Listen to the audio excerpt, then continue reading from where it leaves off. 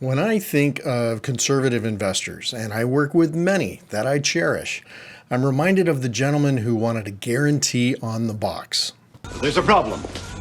There's no guarantee on the box. It should always be on the box, comforting you, calling out, I'm good, I'll never let you down, but if I do, I'm going to make things all better. Now, fixed annuities do come with a guarantee, but what exactly are they guaranteeing?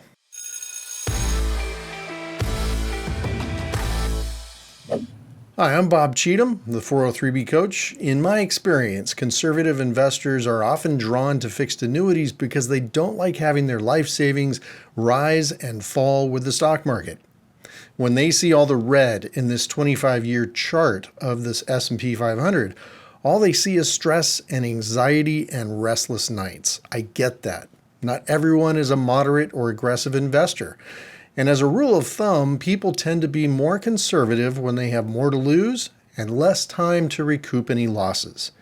Now, to make sure we're on the same page, let me quickly compare fixed annuities versus their more volatile cousins, the variable annuity. Both are sold to teachers as tax-sheltered annuities in district plans. The fixed annuity is very basic and generally guarantees a fixed return in the low single digits. For this example, I'm going with 3% since that's the highest I could find available and it factors into the story I'll be sharing. By contrast, variable annuities come with a menu of several dozen funds for you to choose from. They almost always include an S&P 500 index fund. They'll often have large, mid, and small cap stock funds, as well as bond funds. Believe it or not, some variable annuities will also include that fixed option, which is like having a fixed annuity inside a variable annuity.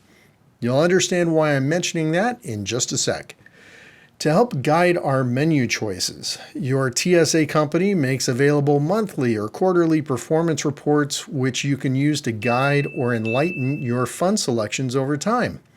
But in reality, few teachers have the time or inclination to constantly tweak their portfolio. Now, back to fixed annuities. Years ago, I was reassigned an account that belonged to an older teacher who'd been socking away funds in her variable annuity like clockwork for 25 years.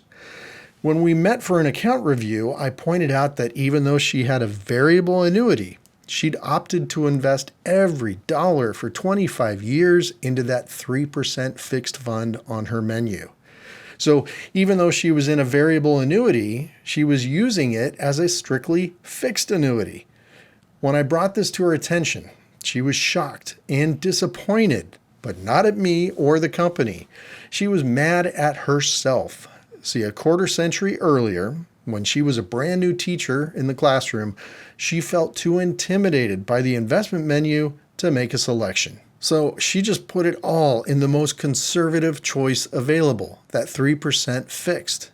And she thought, oh, someday I'll go back and change this when I understand things better. Well, as you probably guessed, that day never came. So let's take a look at what exactly a 3% return guaranteed her. Over a quarter century, that 3% a year added up to a paper return of 103%. Had she put it all in the S&P 500 index, sure, there would have been more volatility, even quite a few down periods, but her return would have been a not too shabby 447%. I could stop here, but that wouldn't tell the whole story.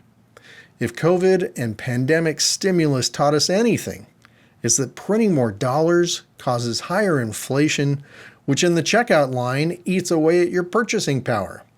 So when we go back and factor in the yearly inflation rates for the last quarter century, her actual return on that 3% annuity has been a paltry 11.8%.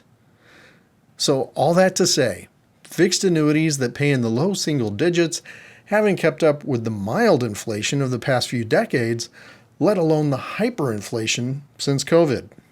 So, are your funds safer in an annuity with a guaranteed fixed return? Safe from volatility? Absolutely. Safe from inflation? Not at all.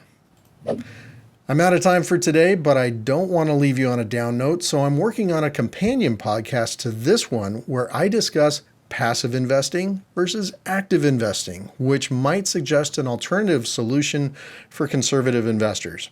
When I post it, I'll add it right here. So be sure to subscribe, and until then, have a great week.